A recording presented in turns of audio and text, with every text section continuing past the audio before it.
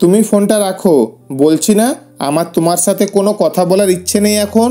তোমাকে আজকে বাড়ি ফিরতে হবে না।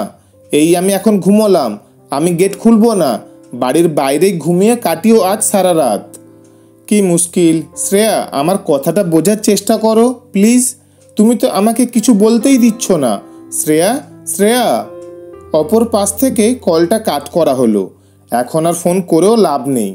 অয়ন খুব ভালোভাবে জানে শ্রেয়া এখন আর কিছুতেই ফোন তুলবে না তার। অয়ন রিকশায় বসে আছে। হালকা আলোকিত রাস্তায় রিকশা চলছে তার স্বাভাবিক গতিতে। হাওয়া এসে লাগছে অয়নের গায়ে। আজকে তার স্ত্রী শ্রেয়ার জন্মদিন। দায়িত্ববান স্বামী হিসেবে তার উচিত ছিল দিনটা মনে রাখা, কিন্তু সেটা হয়নি। কাজের চাপে এই দিনটার কথা বেমালুম ভুলে গিয়েছিল সে। সকালে হাসপাতালে আসার জন্য যখন রেডি হচ্ছিল অয়ন, তখনও শ্রেয়া আহ্লাদী কণ্ঠে বলেছিল, এই যে ডাক্তারমশাই, আজকে কি সেটা মনে আছে তো আপনার? আজকের দিনের বিশেষত্ব অয়ন কিছুতেই মনে করে উঠতে পারেনি তখন। শেষে শ্রেয়া খোঁচে গিয়ে নিজের জন্মদিনের কথা যখন মনে করালো তাকে, তখন গিয়ে সে উপলব্ধি করলো যে কি মারাত্মক একটা ভুল করে ফেলেছে সে। বউয়ের রাগারাগি কনফার্ম। ছোটোখাটো একটা রাগারাগি শেষে হাসপাতালে আসার সময় বারবার শ্রেয়া বলেছিল তাকে আজকে যেভাবেই হোক তাড়াতাড়ি সন্ধ্যের মধ্যে বাড়ি ফিরতেই হবে তাকে। অপেক্ষা করবে সে অয়নের জন্য, না হলে তার কপালে কষ্ট আছে আজ। অয়ন কথা দিয়েছিল সে ফিরবে। সে ভেবেছিল হাসপাতালে কাজের খুব প্রেসার হয়তো থাকবে না আজ, সন্ধ্যের মধ্যে কোনোভাবে ম্যানেজ করে বাড়ি ফেরা যাবে। কিন্তু হায় কপাল, তার ভাবনা পুরো গেল বিফলে। আজকেই সন্ধ্যের দিকে একটা এমার্জেন্সিতে আটকে পড়ল সে। সন্ধ্যে গড়ালো, রাত হলো। যখন কাজ সামলে বাড়ি ফেরার প্রস্তুতি নিল সে, তখন রাত প্রায় 11:30। সে বাইরে এসে অনেক কষ্টে একটা রিক্সা জোগাড় করে তাতে উঠে বসলো। অবশ্য অয়ন আগেই বুঝেছিল এতক্ষণে বউ রেগে বম হয়ে গেছে নিশ্চয়ই। তবুও রিক্সাতে বসেই ফোন করলো সে শ্রেয়াকে। শ্রেয়ার রাগ তখন সপ্তম আসমানে। অয়ন বোঝানোর চেষ্টা করলেও কিছুতেই বুঝল না সে। অয়ন জানে শ্রেয়ার রাগ ভাঙাতে এখন বেশ কাঠখড় পোড়াতে হবে তাকে। মেয়েটা একবার রেগে গেলে তার রাগ ভাঙানো বেশ কঠিন। আবার আজ উচিত ছিল তার শ্রেয়ার জন্য কিছু উপহার নিয়ে যাওয়া, দামি কোনো উপহার। কিন্তু কাজের মাঝে শ্রেয়ার জন্য যে দোকানে গিয়ে ভালো কোনো উপহার কিনবে, সেটার জন্য সময় বের করে উঠতে পারেনি সে। আর এই মাঝরাতে সব দোকান প্রায় বন্ধ বলা চলে। এখন তো কিছু তেমন পাওয়াই যাবে না। অয়ন ফোন স্ক্রিনের দিকে চেয়ে হতাশ নিঃশ্বাস ফেলল। কি ব্যাপার, বউয়ের সাথে ঝগড়া হয়েছে নাকি বাবু? রিক্সা চালকের প্রশ্নে অয়ন নিরাশ কণ্ঠেই বলল, আর বলবেন না দাদা, বউয়ের জন্মদিন ভুলে গিয়ে কি যে বিপদে পড়েছি। আবার আজকে ফেরার কথা ছিল সন্ধ্যের দিকে, সেটাও হয়নি। বউ মারাত্মক রাগ করেছে। এই রাগ চট করে মিটবে না। কিছু যে উপহার নিয়ে যাব সেটাও হবে না এখন, সব দোকান বন্ধ। রিক্সা চালক হাসলেন। পা চালিয়ে রিক্সাটিকে এগিয়ে নিয়ে যেতে যেতেই বললেন, বুঝছি, আমার বাড়িতেও বউ আছে তো, সেও মাঝে মাঝে এমন টুক করতেই রেগে যায়। আমাকেও তখন রাগ ভাঙাতে হয়। আচ্ছা বাবু, কিছু মনে না করলে একটা কথা বলি। আমার কাছে 3টে বেলি ফুলের মালা আছে। আমি মাঝে মাঝে 2টা করে বেলি ফুলের মালা নিয়ে যাই বাড়িতে। একটা বউয়ের জন্য, আর আমার একটা মেয়ে আছে, ক্লাস 2-এ পড়ে। তো আরেকটা মালা হলো আমার সেই মেয়ের জন্য। দুজনেই ফুল ভালোবাসে তো। আজকে একটা বেশি মালা ছিল, ওই ছোকরা বলল নিয়ে নিন, দোকান বন্ধ করব, এটা তো খারাপই হয়ে যাবে, তাই নিয়ে নিলাম। আপনি চাইলে সেটা নিতে পারেন, নিজের বউয়ের জন্য নিয়ে যাবেন, দেখবেন বউ খুশি হবে আর রাগ করে থাকবে না। সেই লোকটির কথা শুনে অয়ন বলল, আপনি শিওর এমনটা করলে বউয়ের রাগ কমবে? কমবে কমবে, মেয়ে মানুষের মন নরম, সেটা গলানো খুব কঠিন কাজ না, যদি অবশ্যই ইচ্ছে থাকে। আজকাল লোকে নাকি বলে সব মেয়ে মানুষ টাকার পেছনে দৌড়ায়, মিথ্যা বলে। সব মেয়ে মানুষগুলো এমন হয় না। আমি আমার বউকেও তো দেখেছি হাজার কষ্টেও সবসময় আমার পাশে থাকতে। একবার আমি পা ভেঙে 1 মাস বাড়িতে বসেছিলাম। আমাদের মতো ঘরে রোজকের মানুষ বাড়িতে বসে থাকা মানে সংসারে অনেক বড় বিপদ নেমে আসে। ঠিকঠাক খেতে পাবো কি না ঠিক নাই। সেই সময়ও আমার পাশে ছিল ওই মেয়ে মানুষটা। বিপদ বড় হলেও সেই সময় মুখ ফুটে কিছু বলেনি। আমায় বলতো, তুমি অত চিন্তা করো না, ঠিক কিছু না কিছু ব্যবস্থা হয়ে যাবে। তার একজোড়ায় ছোট্ট ছোট্ট সোনার দুল ছিল, সেটা সে আমাকে না বলেই বেচে দিয়ে সংসারে হাল টেনেছিল।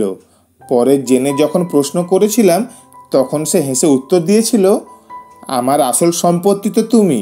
তোমার শরীর ঠিক হয়ে গেলে আর ভগবান চাইলে এইসব পরও ঢের হবে। সে জানতো পরে হয়তো কখনোই আমি ওকে ওই সোনার দুল গড়িয়ে দিতে পারবো না, তবুও বলেছিল। সেই দিন বুঝেছিলাম মেয়ে মানুষের ভালোবাসা কী। সেই দিনই মনে মনে শপথ নিয়েছিলাম যে নিজের সাধ্যমতো ওকে ভালোবেসে যত্নে রাখবো।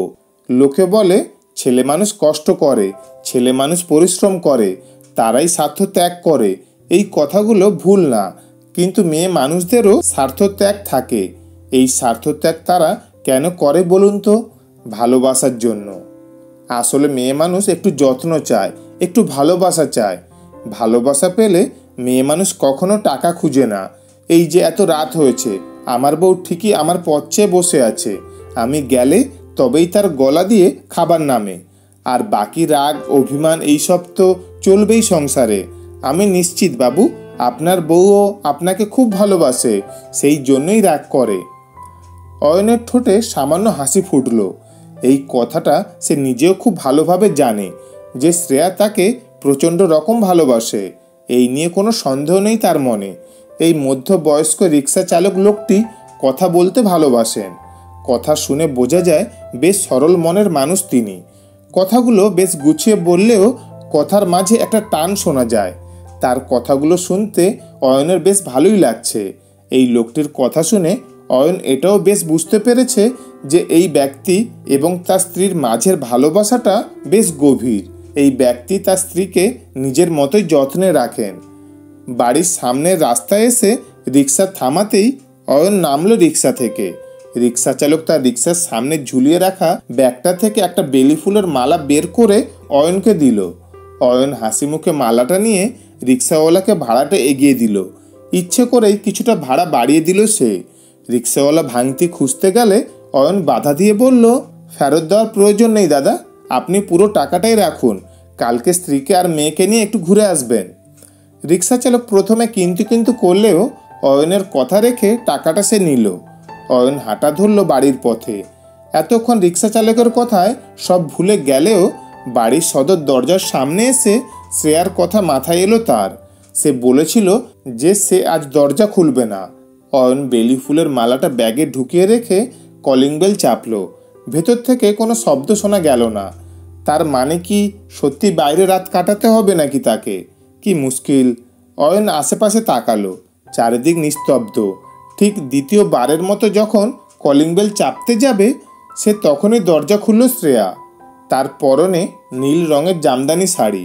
খুব সম্ভবত সন্ধ্যেবেলায় শাড়ি পরে সুন্দরভাবে সেজেগুজে বসেছিল সে, সেটা আর বদলায়নি। অয়ন তার দিকে চেয়ে মেকি হাসল। শ্রেয়া কিছু না বলেই ভেতরের দিকে চলে গেল। অয়ন ভেতরে এলো। অয়ন ভেবেছিল বাড়িতে এসেই হয়তো শ্রেয়া ঝগড়া শুরু করবে আজ তার সাথে, কিন্তু সেটা হলো না। শ্রেয়া গম্ভীর স্বরে শুধু বলল, হাত পা ধুয়ে খেতে এসো, খাবার সব ঠান্ডা জল হয়ে গেছে, আমি খাবার গরম করছি, আমারও খিদে পেয়েছে। তুমি এখনো খাবার খাওনি?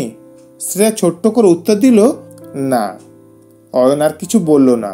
ভেতরে গিয়ে হাত পা ধুয়ে জামা কাপড় বদলে আসলো সে। দুজনে একসাথেই খাওয়া দাওয়া শেষ করলো। শ্রেয়া বাড়তি কোনো কথা বলল না। রাতে শ্রেয়া ঘরে আসতেই অয়ন তার কাছে এসে সেই বেলি ফুলের মালাটা তার সামনে ধরে বলল, এটা তোমার জন্য। আই অ্যাম সরি শ্রেয়া, আমার ভুল হয়ে গেছে। আমি জানি তুমি খুব রাগ করেছো, কিন্তু তুমি তো জানো আমার কাজটা কেমন। সত্যি এমার্জেন্সি ছিল, কিছুতেই ম্যানেজ করতে পারিনি। আর রাগ করে থেকো না লক্ষ্মীটি।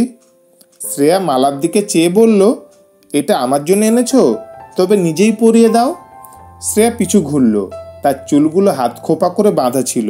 অয়ন তার উপরেই যত্ন করে বেঁধে দিল সেটা। অয়ন বলল, আমি ভেবেছিলাম তোমার জন্য ভালো কোনো দামি উপহার কিনবো, কিন্তু সময় বের করে উঠতে পারিনি, সরি। শ্রেয়া অভিমানী স্বরে বলল, আমি তোমার উপহারের জন্য রাগ করেছি নাকি তোমার জন্য রাগ করেছি, কোনটা? আমার জন্য, আমি তাড়াতাড়ি আসতে পারিনি তাই। আচ্ছা, এবার তো রাগ করে থেকো না প্লিজ। আচ্ছা বেশ, রাগ করব না, কিন্তু আমার একটা জিনিস চাই। কি জিনিস বলো? শ্রেয়া শাড়ির আঁচলের শেষের অংশ ধরে সেটাকে আঙুলে ঘুরাতে ঘুরাতে বলল, এক টুকরো ভালোবাসা দেবে? অয়ন অবাক হয়ে বলল, এক টুকরো ভালোবাসা? হ্যাঁ, এক টুকরো ভালোবাসা। আজ একটু সময় দেবে আমায়? এখন ছাদে গিয়ে মাদুর পেতে আমার সাথে বসে একটু গল্প করবে প্লিজ?